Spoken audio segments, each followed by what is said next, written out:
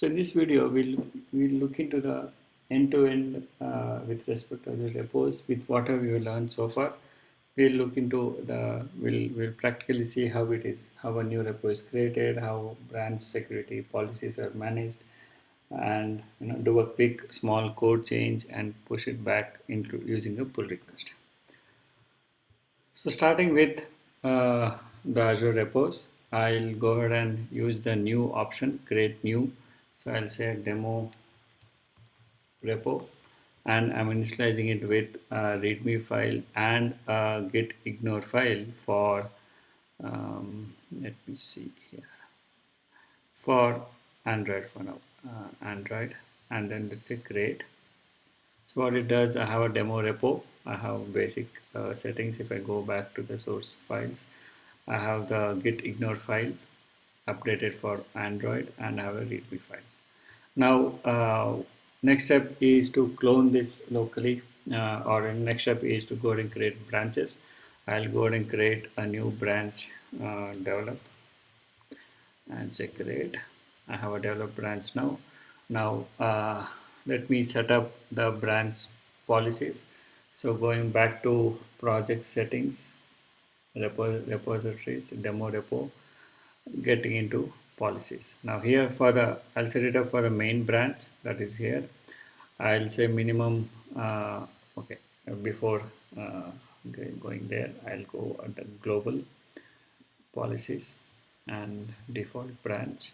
So for this is the setting which we had enabled. What I'll do, I'll basically allow the requester to approve their own change. So this is for me to complete the PR as part of this demo. So once we enable this, if I'm the whoever has raised a pull request can go ahead and approve the changes. So once all these are done, next step is to clone the repository. So in order to clone, you go into clone and copy the URL.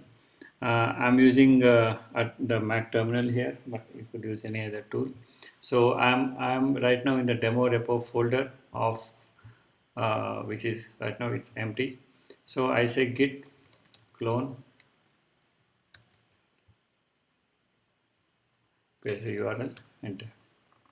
So it now if I go back to the demo repo, I will see the demo repo and then I'll see the readme file.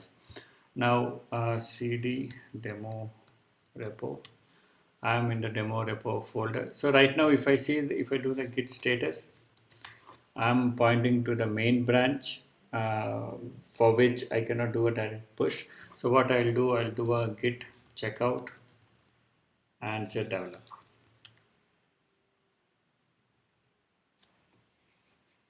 And then if I say git status, okay. So now I'm pointing to the develop branch on the server. Now let's say I'll simulate a code change. I'll go here and edit in text edit, and let me do a small change. I'm just doing a small change here, and then if I go back to git status, it says readme.md was modified. I did a small change to include a comment. So now I'll do a git add, and git add is a command to add the modified files or files that you want to include into the commit. Basically you're staging the files, and then git commit /m, that message added a comment. So right now the code is committed in your local, but if you go back to the branch, and then if you see, you will not see any changes being done. It was 3 minutes back, no changes. So now if I do a git push, you will see the code changes done. Now do a refresh, you will see the develop branch was updated just recently with a change of build and test. So now I'm ready to move my change from develop to master. So I create a new pull request, and it's from develop to main, and I link it to a work item and create. Again, I'm added automatically into the as a required approver. I can go ahead and approve. And since I enable that option to allow me to add allow requester to approve, I now can complete the pull request.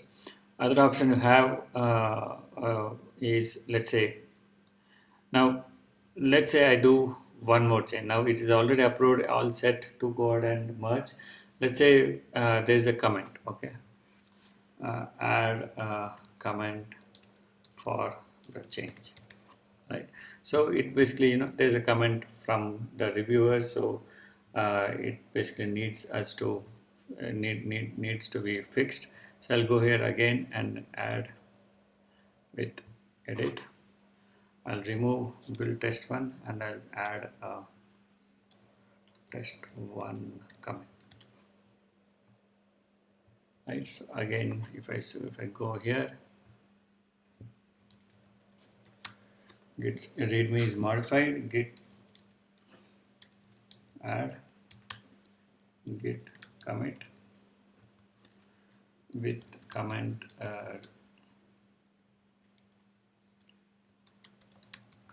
resolve, git push.